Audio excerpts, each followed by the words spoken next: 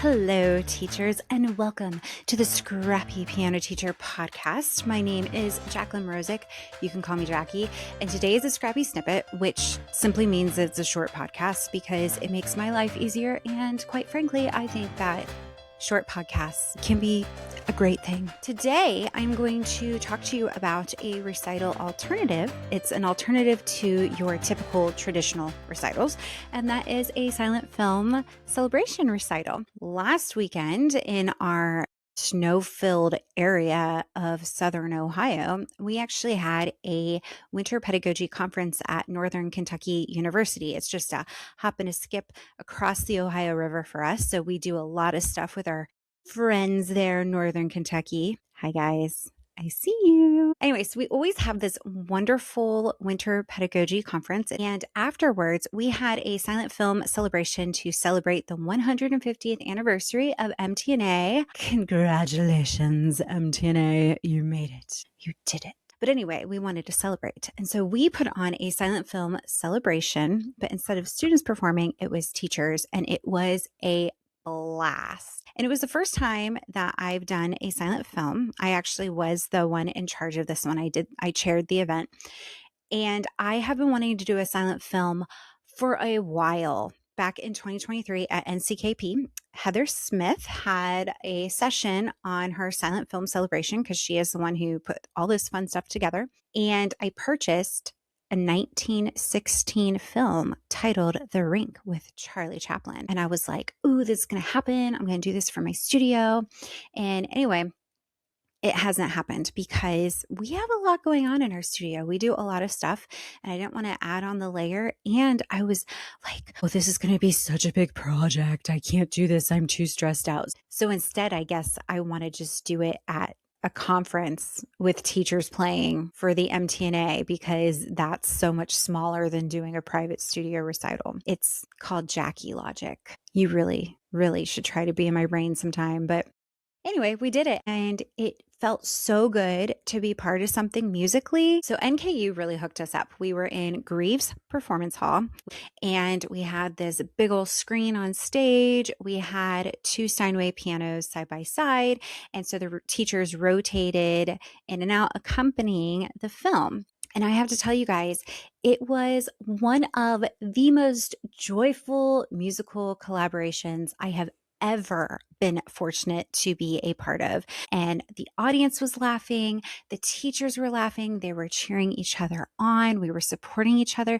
You would think that it would be one of those nerve-wracking things to play in front of other teachers and musicians and pianists, which, okay, I was a little freaked out, but when I went to rehearsal and we did the actual event, it was completely the opposite because they get it. You know, they're always supporting their own students. So we were treating each other like we would our students. We're cheering each other on like, good job.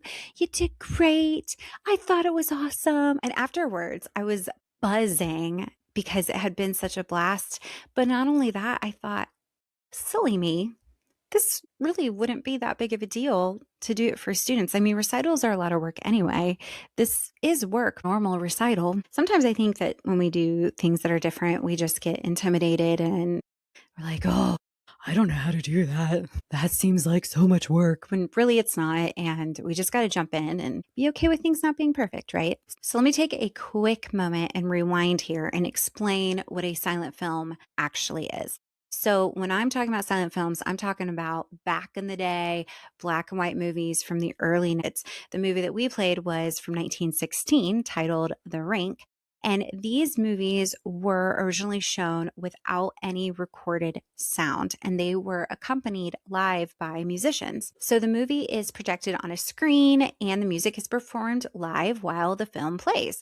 And that's really the whole concept. The pianists accompanying the movie in real time. So the audience get to watch a movie, get to learn a little bit about our history, and your students get to have a phenomenal recital where eyeballs aren't solely on them. They are also watching a film. It's a beautiful thing. It's so smart. Genius. Heather Smith, you are a genius. And I know that there's other people out there who have done this before, even before Heather put this together. There is a lovely couple in Kentucky that I know, Laura and John. I see you guys. They do films all the time and they add percussion and sound effects and all this fun things. I think the difference with the silent film celebration that Heather does, which is at silentfilmcelebration.com, is the fact that she has it prepackaged for teachers. So you've got the timestamps, you have the music, you have the moods, you have all the instructions. So really it just becomes a plug and play for you and it makes your life a lot easier. So that's going to be the program that I'm going to refer to throughout this episode. Now, the music that they used to use for these films, it's called incidental music. And it is hard music. But something great that Heather did is she took this incidental music and she made it playable at an intermediate level and at an elementary level. So it's the real music, but it's playable by any age. But now when I talk about the music and it comes to a private studio recital, do you have to use the incidental music? Oh, nay, you do not. Because if you are doing a private studio silent film recital, meaning it's just for your studio families and maybe some of their friends, it's not a public ticketed event. So students can use music they're already playing. They can use music from their method books. They can use their favorite repertoire, whatever they want. So they can use easy things and you can do it with students of all levels. You could do a duet with a student. What keeps the event low pressure, all you got to do is just match up the moods. Maybe the scene is joyful. Okay, well, Johnny's playing that super joyful piece out of Piano Adventures. That's what I'm going to do. You see what I'm saying? So you can really just mix and match with who goes where. So yeah, if it's not a ticketed event, go for it. Play any music that you want. But if it is a ticketed event, and it's bigger, you'll want to use something copyrighted. And that's where that incidental music that Heather Smith put together, that's where that comes in. So why would a piano teacher put on a silent film and love it? Well, reason number one, the pressure on your students is dramatically reduced. The students are not walking out alone with the spotlight on them. They are not the sole focus of the room. And they are supporting a scene in a movie. The audience is watching the film and the focus just totally shifts away from the student. So what matters more is something that I'm always harping on my students is the musical flow. Let's keep things going. And those mistakes, those little mistakes that they usually want to go back and fix, it matters less and they see why. Because the musical storytelling is going to matter more. Reason number two, why teachers love this, is the collaboration. Even though students are technically playing solo, they're part of something bigger. They're part of a big project working towards a common goal, and they are contributing to a shared experience. So this is especially freeing for students with performance anxiety. And reason number three, the audience loves it. Loves it. My dad, he is a great guy. Let me tell you, he's a wonderful man. He supports me through and through all my music, all my musical endeavors. But I will tell you, he hasn't really come to a recital in quite a while, and I don't blame him. It's not his cup of tea, but he did come to the silent film celebration that we had at Northern Kentucky University, and he loved it. He had such a blast. A shout out to a gal at our district, Darlene Suggs. She did this incredible presentation on the history of silent film. She really did her homework and it was amazing. So you can do that kind of thing with your studio too. Look at the history of music and musicians. That was their main job before the talkies came out. And a lot of musicians lost their jobs at that time. So those are some interesting things and an interesting part of our music history that can be shared with students.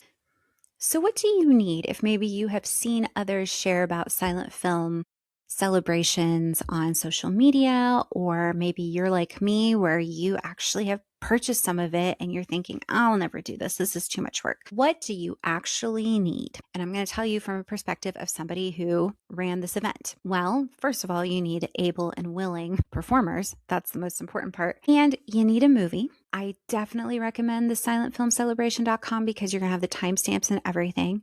But the equipment that you need is some way to play the movie. So on the screen of some sorts, you need 2 instruments. So you can have 2 acoustic pianos side by side. You can have 2 digital pianos side by side. You can also do an acoustic and bring a digital. Let's say that your venue only has the acoustic and you want to do it that way. I don't know. I haven't done that because I feel bad for the students that would be on the digital. Like here's this beautiful baby grand piano and like I'm on the digital. No, I don't know. It's not my cup of tea, but you could do it. So really you just need 2 instruments and a screen. That's what you need. That's it. And so go to silentfilmcelebration.com. If you're interested, you can find everything that you need there. I highly recommend it. And if you try it out, let me know. And speaking of recitals, this Friday, on Friday the 13th,